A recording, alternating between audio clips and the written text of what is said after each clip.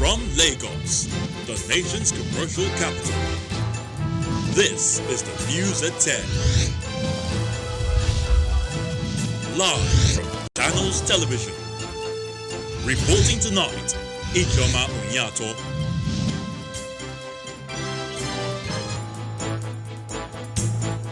Hello and welcome.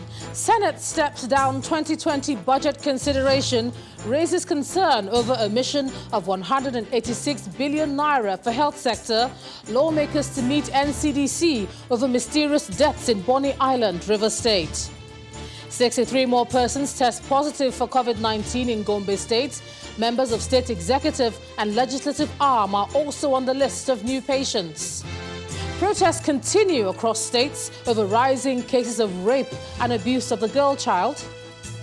And Burundi President Pierre Nkurunziza dies of cardiac arrest at 55. Plus, we'll have business, sports, news from Abuja, the FCT, and later on news from our studios in London. On Business News tonight, Nigeria's total foreign trade rises by 0.8% to 8.3 trillion naira in the first quarter of 2020, up from 8.23 trillion naira recorded last year. On sports news tonight, France's highest administrative court rejects appeal by 3 clubs to reverse the decision to end the Ligue 1 season early amidst the COVID-19 crisis. And from Abuja, House of Representatives asks federal government to stop illegal entry of herdsmen into the country from other African countries.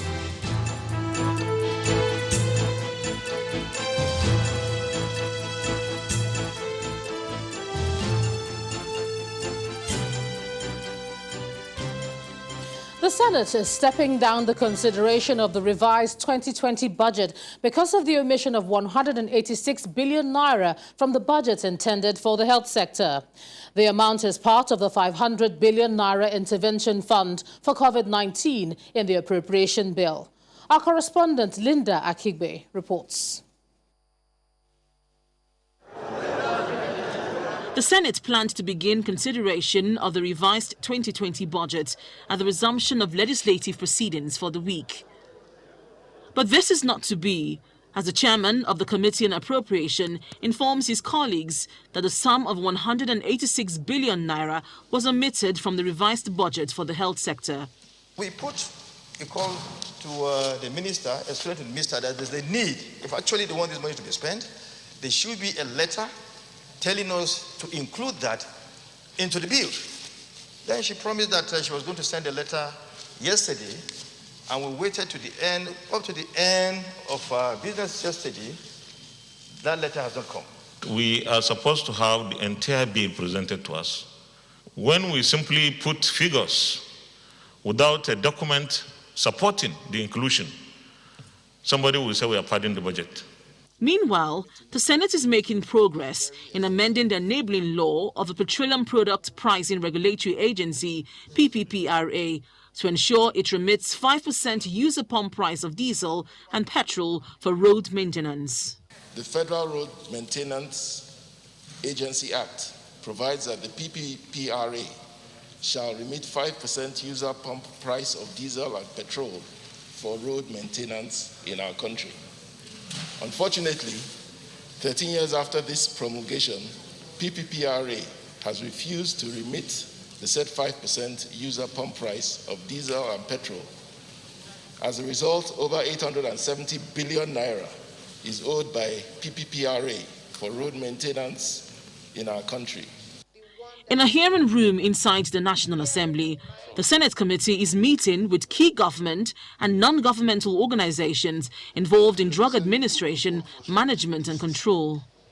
The meeting is called to discuss a motion where the Senate recommended that the federal government extend the import duty and value-added tax waivers granted on medical supplies to essential drugs such as anti-malaria and drugs to treat diabetes, hypertension and cancer.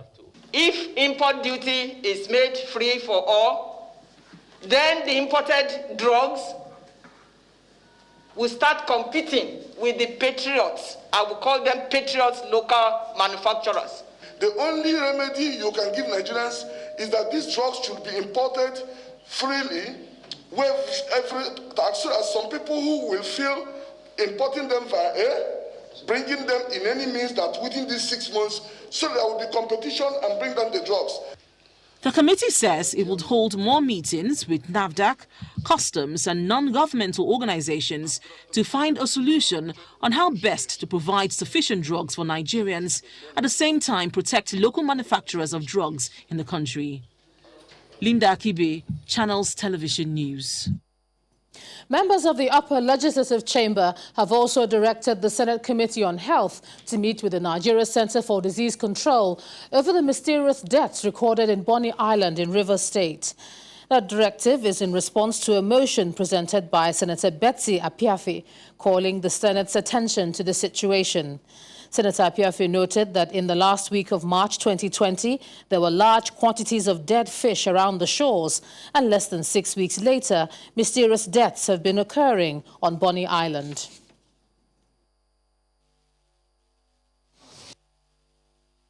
The Senate recalls that in the last week of March 2020, there were incidents of large quantities of dead fish around the Bonny and Donny shores. And indeed, several coastal communities along the Atlantic shoreline in the Niger Delta region, stretching from Rivers State, Bayelsa, Delta, Akwa Ibom, and Ondo states. The Senate is aware that less than 6 weeks after the mysterious deaths, less than 6 weeks later, mysterious deaths have been occurring in Bonny Island in Rivers State, and is reported to have claimed, as at the time I was doing this motion last week, it was 13, but it's more than 13 lives now. The Senate is further aware that officials of the Rivers State Ministry of Health and the Nigerian Center for Disease Control have collected samples in Bonny Island, Rivers State, for testing to determine what is responsible for the strange occurrence, which has defined the symptoms to include loss of sense of smell, taste, fever, weakness, vomiting, and stooling. Meanwhile, the former governor of Abia State and chief whip of the Senate, Senator Orji Kalu, returned to plenary in the upper legislative chamber after spending 6 months in jail. Before entering the Senate chamber, Senator Kalu told journalists that he was glad to be back to work.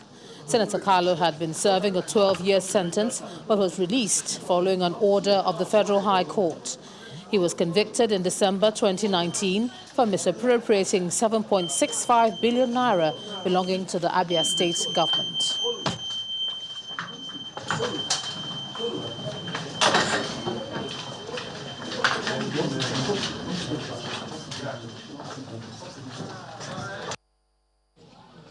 There is hope. Thanksgiving, Thanksgiving, Thanksgiving. There is hope. You people should allow me to go and do a job I have not done for my constituency. A lot of things to be done. And I feel, that is how I feel. That's all. Your constituency has been waiting for quite a while. Tell them something from the people of your constituency. No, they know. I was action governor, and I'm going to be action senator. So there's no problem. My constituency and Nigerian people, we need to refocus our agenda to them. Is there anything you want to tell Nigerians, and maybe from your experience in the last 6 months? Good experience. Let us keep hope alive and see what the future brings.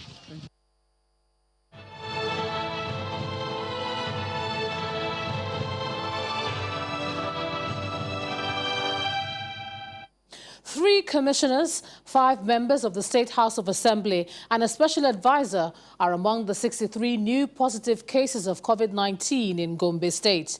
The Commissioner of Information, Ibrahim Al-Hassan, who announced this, explained that the positive cases were confirmed out of 609 people tested in 4 days. He appealed to residents to cooperate with the State Task Force on COVID-19 in its approach to curb the ongoing community transmission of the virus in the state. The coronavirus pandemic is still on the rise in Nigeria, affecting people across all social class, with Lagos, Kano among worst hit states. Latest figures from Gombe in the northeast region of the country confirms that of the 63 new cases, top government officials, including 3 commissioners, 5 members of the State House of Assembly, and a special advisor to the governor have contracted COVID-19 after a director in the government house who served as a member of the task force died from the virus. All directors, permanent secretaries and directors in all the government ministries and agencies are now, I think, undergoing the screening, that's the tests. So I think to lead by example, we are going to make sure that 100% of the workforce of the state government, are tested.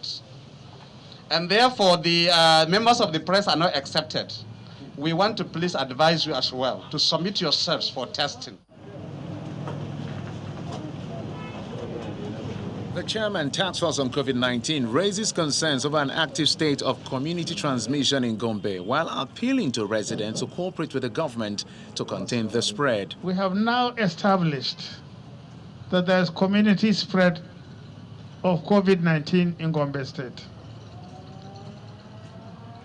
Now, this means that there must be a correspondingly massive increase in the activities of the task force, which has now become imperative. Latest data from the Nigeria Center for Disease Control shows that Gombe State has recorded 230 positive cases of COVID-19. 135 of those cases have been discharged and 10 deaths recorded. And in neighboring Bauchi State, 24 newly transferred personnel of the Nigerian Army and 9 prisoners are among the 69 confirmed fresh cases of COVID-19, the highest daily number since the outbreak in the state. The executive chairman of the State Primary Healthcare Development Agency, Dr. Ruwano Mohammed, confirmed the new figures to Channels Television.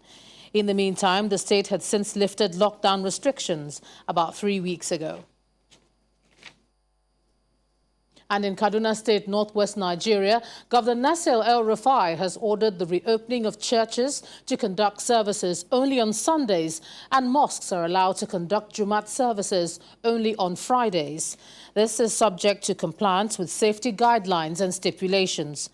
The governor also approved the reopening of public transport operations on the condition that the operators must reduce capacity to a maximum of 2 passengers per row.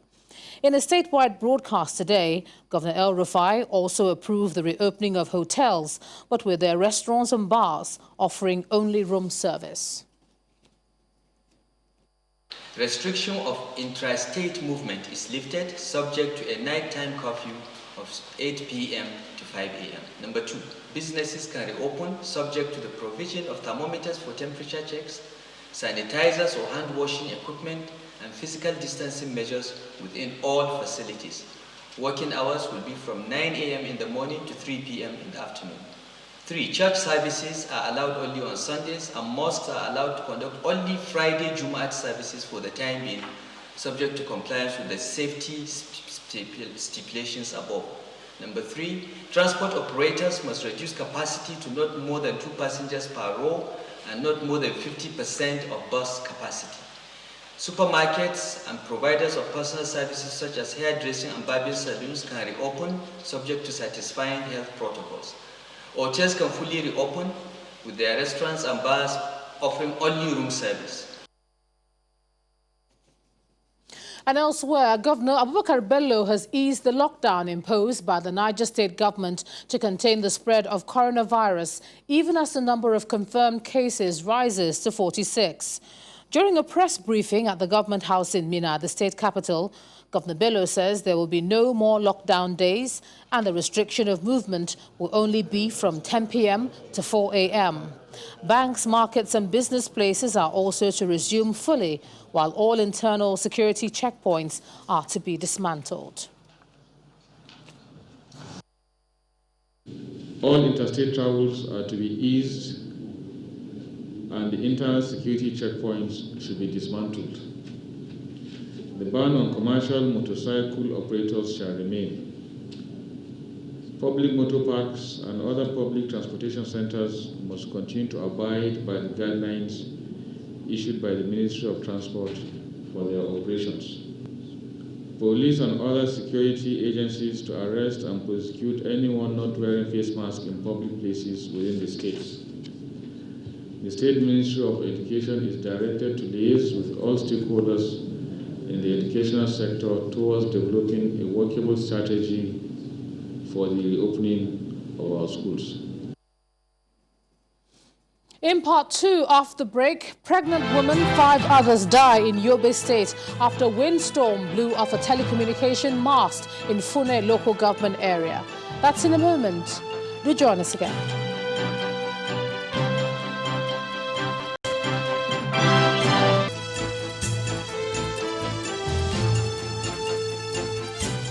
Welcome back. If you've just joined us, you're watching the news at 10 on Channels Television, coming to you live from Lagos. A reminder of our top stories. Senate steps down 2020 budget consideration, raises concern over omission of 186 billion naira for health sector. Lawmakers to meet NCDC over mysterious deaths in Bonny Island, River State. 63 more persons test positive for COVID-19 in Gombe State. Members of state executive and legislative arm are also on the list of new patients. Protests continue across states over rising cases of rape and abuse of the girl child. And Burundi President Pierre Nkurunziza dies of cardiac arrest at 55.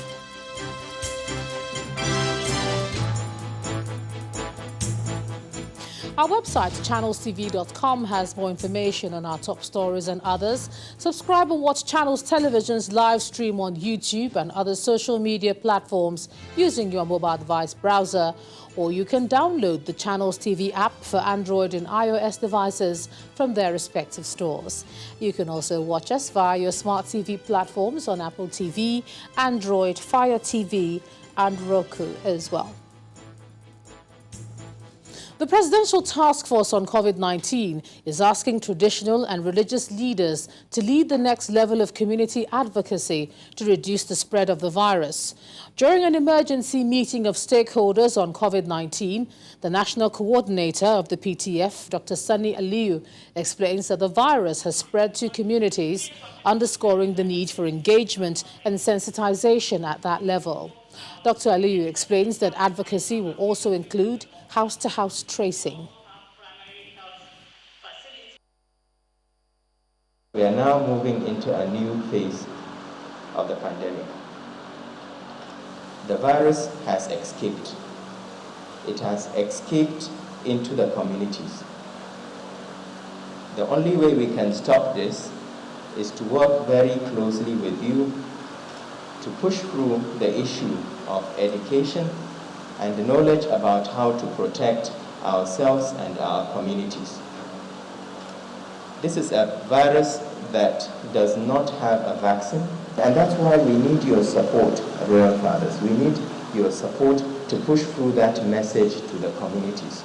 We are now moving to the next phase, which is the community engagement side, because we know at least 20 local governments in the country are responsible for more than 60% of the entire infections in the country.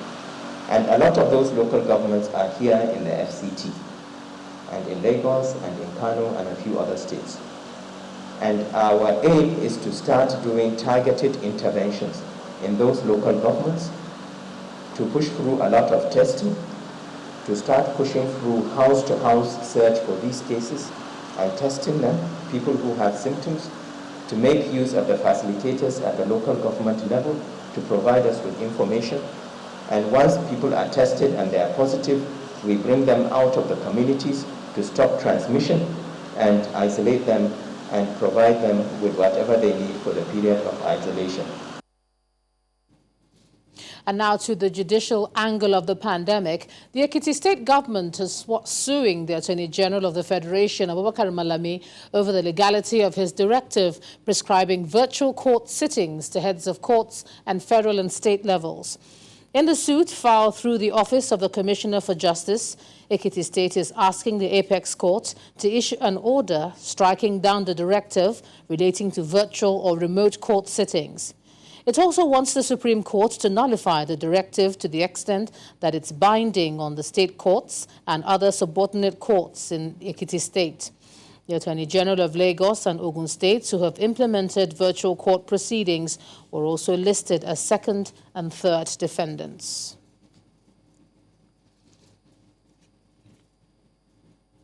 The media must play a crucial role in global efforts aimed at protecting the environment, and this was highlighted at a virtual meeting organized by the Green Hub Africa in partnership with Lafarge Africa. The meeting, which had in attendance the Managing Director of Lafarge Africa PLC, Mr. Khalid El-Dokhani, the host of the meeting, the Chairman CEO, Channels Media Group, Mr. John Momo, along other distinguished speakers, identified the challenges of maintaining a clean environment. Our correspondent Gimba Umar reports. Anything else before we move into the first masterclass session? A masterclass where industry meets the media to forge a front, wherein the founder and chairman of Channels Media Group, Africa's foremost broadcaster, Mr. John Momo, correlates climate change to conflict in the Lake Chad Basin area. The impact, he says, fuels insurgency and farmer herders clashes in the northeast. Beyond that, though, the media, while providing information for better management of the environment, in turn participates in its degradation. And it goes without saying that the role of the media in shedding the light on our environment is important. But the media are not green, far from it. We must weigh the cost of our environmental impact alongside our contribution to our culture and democracy, and the time for action is now. While his submission establishes the strategic role the media must play now that the new normal presented by the coronavirus pandemic sets in, industry giants want practical steps rolled out immediately for a sustained psychological influence on everyone. How about we drive an initiative through the media by rolling out all material schools for the children to be of recyclable nature. Starting from the bags, from the pens, from the books, the materials they are using, and to start embedding this concept. The issues are deep. Population and industrial byproducts are part of the problem. A graphical presentation shows the built and natural environment nexus, which has changed by as much as 75% for land use since 1970 in Nigeria. Those are fundamental, but the real challenge is creating rapidly enough employment and income generating opportunity, to absorb people as they come in. No doubt, the task that lies ahead in attaining a clean environment championed by media propagation is daunting. Perhaps a quick start to the quest will set the desires on the right path. Gimba Umar, Channels Television News. The federal government has promised to pay 2 months hazard allowance to health workers on the front line battling the COVID-19 pandemic. And this assurance is coming from the Minister for Labour and Employment, Dr. Chris Ngige, at a meeting between representatives of the federal government and health professional associations. He said the hazard allowance for the months of April and May will be paid before Friday, June the 12th. According to Dr. Ngige, the approval granted by President Muhammadu Buhari is an appreciation of the sacrifice health workers make by risking their lives in the fight against COVID-19.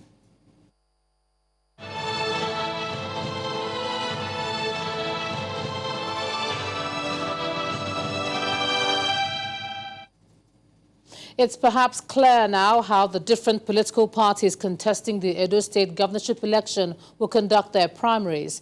The Independent National Electoral Commission, after a meeting, says it's published the mode of primaries as transmitted to it by the 15 different political parties sponsoring candidates in the governorship election. All but one of the 15 political parties will adopt the indirect mode of primaries. Only the ruling All Progressives Congress will adopt the direct mode of primaries. The indirect mode is the delegate election, while the direct mode is an election where members of the party are allowed to elect flag bearers in a direct voting system. Members of the APC, however, are in court over the mode of primaries. Meanwhile, ahead of its June the 22nd primary election, the APC has inaugurated a screening committee comprising some academics, lawyers and politicians to screen the incumbent governor of Edo State and 5 other aspirants. At the inauguration ceremony in Abuja, the party's national chairman, Comrade Adams Oshomole, explained that they are determined to avoid a repeat of the Bayelsa experience, where the court nullified its victory owing to the credentials of its deputy governorship candidate. Let's cross over to Abuja now, and here's Ibrahim Adra. Ibrahim. Hello, Ijoma. Let's start from the National Assembly, where lawmakers in the House of Representatives are asking the federal government to stop foreign herdsmen from gaining entry into Nigeria. They are accusing the rampaging herdsmen of destroying farmlands and killing innocent Nigerians. Members of the House say they are aware of the consistent claim by security agencies that the killer herdsmen are from neighboring African countries. Our correspondent Terry Kume reports. Quite a number of lawmakers in the lower chamber, including the principal officers, are not dressed in black, even though it was the resolution of the House last week for the lawmakers to do so in solidarity with rape victims. The House is, however, giving each lawmaker the chance to show their constituents that they openly support the fight against rape by signing a register. For your constituents, warning them against gender-based violence and rape. Very important. It's been set out there for members, for those who haven't done their bit. Please, as we file out, make sure you do so. The House also considers a motion to stop the entry of herdsmen from other African countries into Nigeria. The House believes that it has become necessary to lend a voice to His Excellency, the Governor of Kalu State, that a stop be put to the movement of herdsmen from other African countries to Nigeria, so as to curb the rate of crime and conflicts associated with their movement across Nigeria. My amendment is that Nigeria should, in conjunction with other ECOWAS member nations, amend the ECOWAS protocol on free movement of goods and services so that these herdsmen cannot have unimpeded access to Nigeria with their cattle. The motion is further amended to read illegal herdsmen, as there are some herdsmen who contribute to food production in the country. And the capture of the deadly... The House also commends Deputy Commissioner of Police Abba Kyari and his team for what they describe as outstanding service. Arrest of killer of the former Chief of Defense Staff, Alex Bade. Arrest of several Boko Haram commanders, including bomb makers and those responsible for the kidnap of famous Chibok girls. Resolve to commend the DCP Abba Kyari for his courage, determination, patriotism, exemplary crime fighting and prevention, as well as outstanding performance as a senior police officer. DCP Abba Kyari is expected to be received on the floor of the House and openly commended. Terry Ikumi, Channels Television News. Many thanks, Terry. Now, when the news at 10 returns, we have more news from this end. Plus, Nigeria's total foreign trade rises by 0.8% to 8.3 trillion naira in the first quarter of 2020, up from 8.23 trillion naira recorded last year. That's a business news. Join us again. Thank you for staying with us. A number of protests have taken place in different states over gender-based violence. The bone of contention is the rising number of rape cases, and Nigerian women are calling for an end to the menace.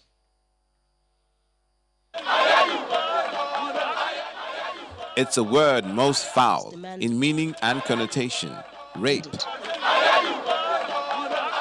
And the latest outcry around the world from the Me Too movement couldn't be better depicted than in the case of the alleged rape and murder of Uwaila Mozua at the hands of perpetrators in Benin City, which has sparked protests around Nigeria, including Edo State, where Muslim women took to the streets.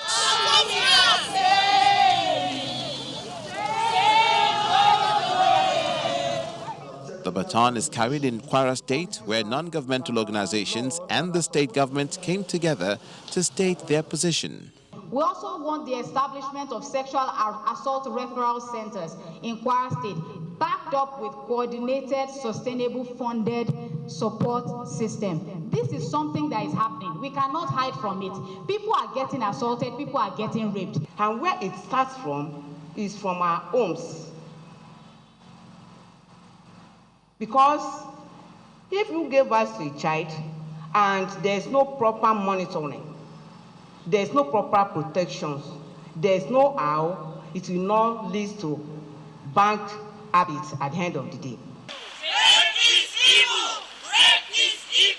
The women in Abuja weren't standing for it either, as several of them made a beeline for the headquarters of the Ministry of Women Affairs.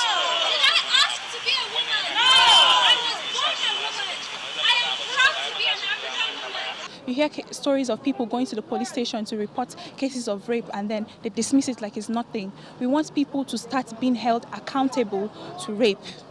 Also, we want harder and harsher sentences on this rapist. Maybe by that they will learn that they shouldn't rape women and they don't own the right to women's body. The authorities are being called upon to make rape and other gender-related crime the last thing perpetrators would wish to be involved in, with deterrence and punitive measures enforced by the long arm of the law. Now to a tragic report of 6 people, including a pregnant woman, who have died after a windstorm destroyed some residential houses and a telephone communication mast in Fune Local Government Council of Yobe State.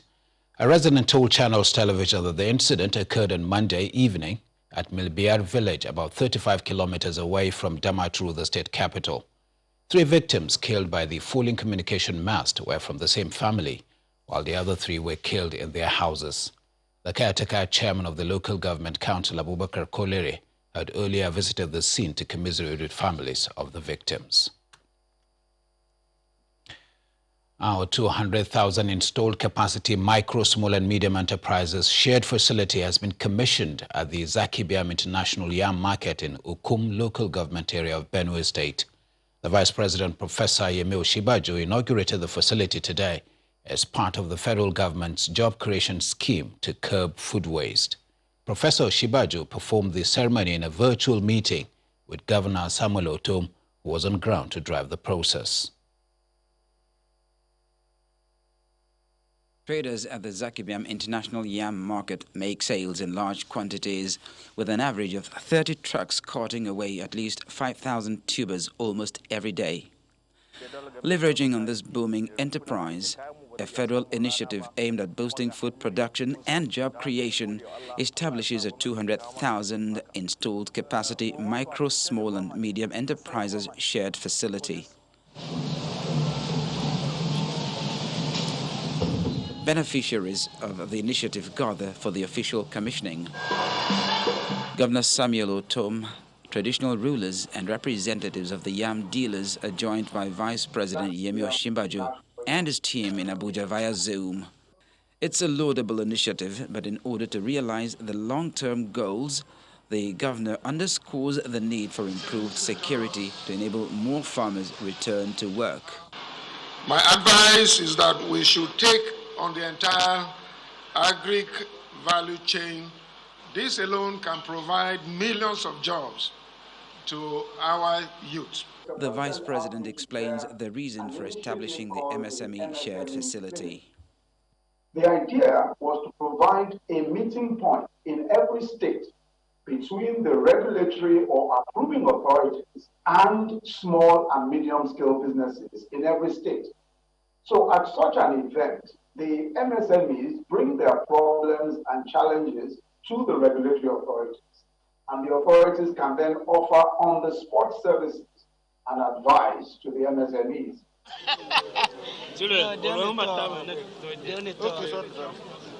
The governor cuts the tape, signaling the official launch, and embarks on a tour of the factory and its product. With a formal commissioning of the MSME shared facility, over 20,000 direct and indirect jobs will be created in the coming days when it becomes fully operational.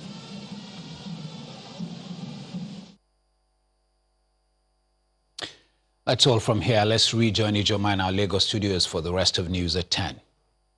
Lord Ibrahim. A new governing council for the Nigerian Content Development and Monitoring Board has been inaugurated by the federal government. At the inauguration ceremony in Abuja, the Minister of State for Petroleum, Timipre Silva, asked members of the council to drive local content in the nation's oil and gas sector to 70%.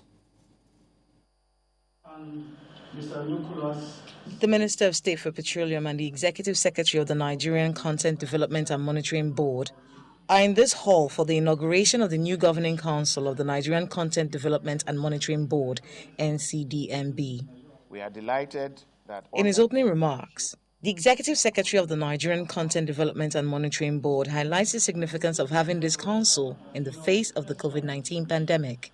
The importance of local content in any nation cannot be overemphasized, and the COVID-19 experience of many nations is an eye-opener. It afforded us the opportunity to reflect on the events related to the pandemic and what we could do to further deepen our local content practice in the oil and gas industry. Since 2010, the Minister of State for Petroleum lists some of the achievements by the previous council, while charging the new council members to look inward and increase local content in the nation's oil and gas sector.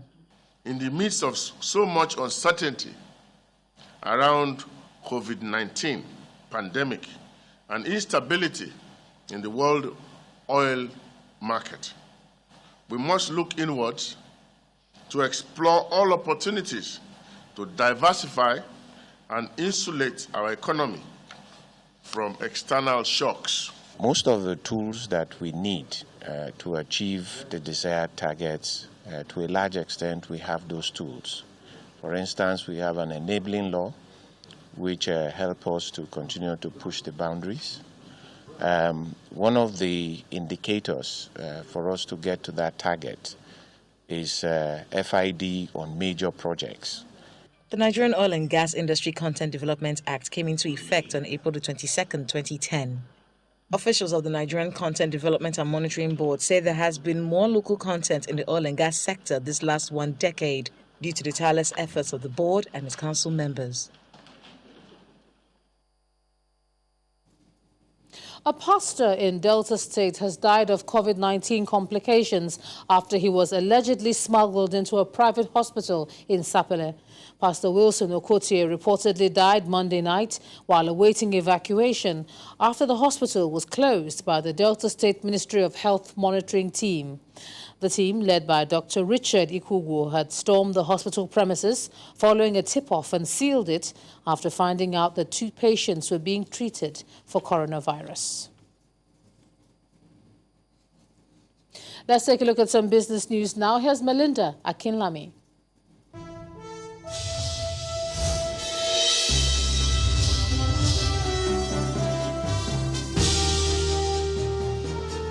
Many thanks, Ijoma. Nigeria's foreign trade increased by 0.8% to 8.3 trillion naira in the first quarter of this year, up from 8.23 trillion naira recorded in the same period last year. And that's according to the latest data released by the National Bureau of Statistics. However, the value of the country's total trade within the first quarter of this year declined by 17.94% to 8.3 trillion naira when compared to the value recorded in the fourth quarter in 2019.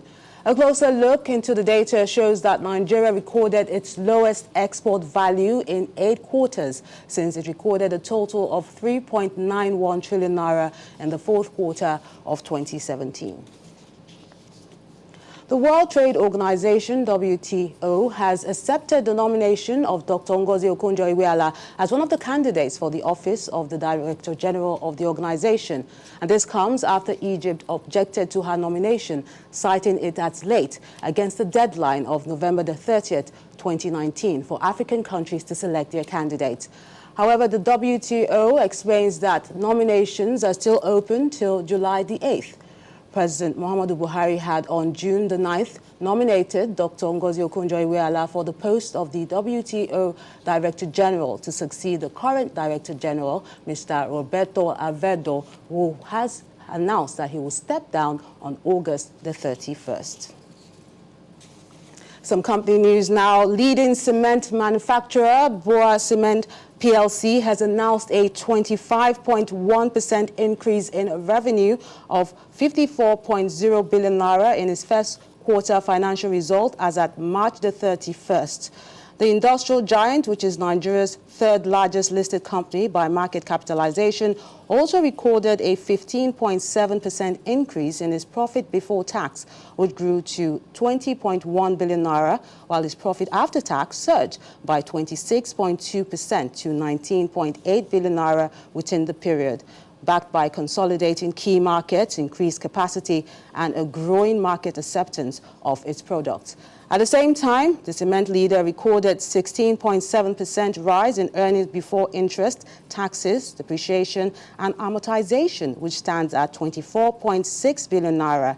Its operating profit jumped by 15.6% to 21 billion naira.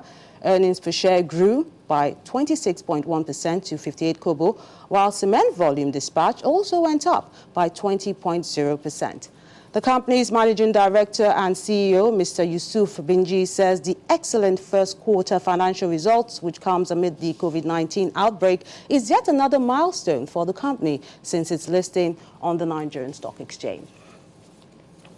And talking about the Nigerian Stock Exchange, the market is still in good numbers, positive territory, I tell you, for the second consecutive day this week, as more bargain hunting added over 44 billion naira to the equities value. Tempo Ashaju tells us more.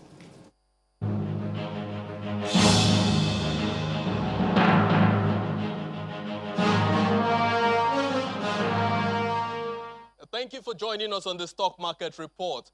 Equities sustained the momentum with which it commenced the week today by climbing 0.34%, adding 44.4 billion naira to the capitalization of the Nigerian Stock Exchange, and supported in the main with gains from the medium and smaller sized stocks. Now, the bulls maintained their interest in Boa Cement PLC, which fueled gains in industrial goods stocks, as well as Dangote Sugar Refinery that supported the consumer goods sector after announcing a court-ordered extraordinary general meeting for the acquisition of Savannah Sugar. Now, mutual benefits, which accelerated the most in gains, supported the insurance sector with some 99 million units of shares to contribute to the 19% higher volume of transaction that we saw today, but weaker value of just 1.12 billion naira. Now, there were three companies that advanced the most by 10% apiece on the gainers chart, but 11 PLC was the largest depreciator for the session. That's your stock market report. I'm Temple Ashaju. Many thanks, Temple. Despite hopes of economic recovery, some of the world's leading stock markets ended Tuesday's trading session in the red as investors take advantage of some of the recent gains recorded by major value stocks. Here are some of the closing numbers.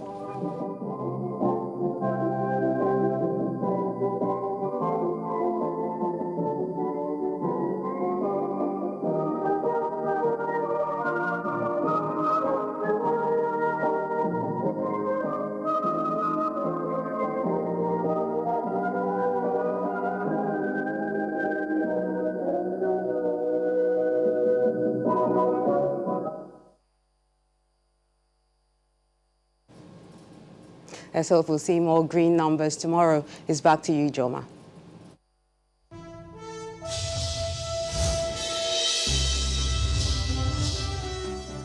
Thanks, Melinda. Still ahead on the news at 10, Burundi President Pierre Nkurunziza dies of cardiac arrest at 55.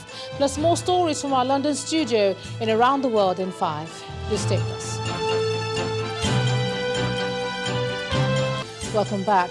Burundi's President Pierre Nkurunziza has died after suffering cardiac arrest.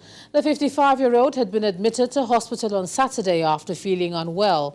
His condition was said to have improved, but on Monday he had a cardiac arrest and efforts to revive him were unsuccessful. Before his death, he was due to step down from the presidency in August, having been in power since 2005. He was to be replaced by his political ally, who was declared winner of the presidential election in May this year. Nkurunziza's final years in office were racked by turmoil after he decided in 2015 to run for a third term. The funeral of George Floyd, the African-American who was killed in police custody, has held at the Fountain of Praise Church in Houston, Texas today. Now here's Simon Pusey with more in Around the World in 5. Good evening and welcome to the Channel Studios here in London for your international news around the world in 5. Thousands of people in the United States have paid their respects to George Floyd as they filed past his coffin in his hometown of Houston. The 6-hour viewing at the Fountain of Praise Church drew more than 6,000 people and was the final stage in a series of ceremonies paying tribute to George Floyd before his private funeral service.